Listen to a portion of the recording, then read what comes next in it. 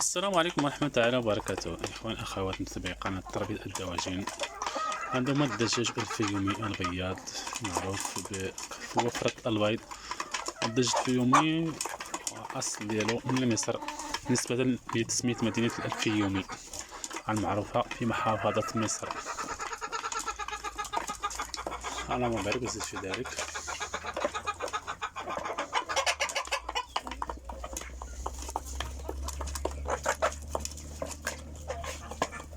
تبارك الله ما شاء الله. كما يعرف عنه يمتاز بالمناعة القوية ضد بعض الأمراض الشائعة عند الدجاج. هذا الإخوان، هنا يوجد حوالي 18 عتوقة الكتكوتة أو الدجاجة، وكذلك معهم 4 ديكة ذكور. دابا الديك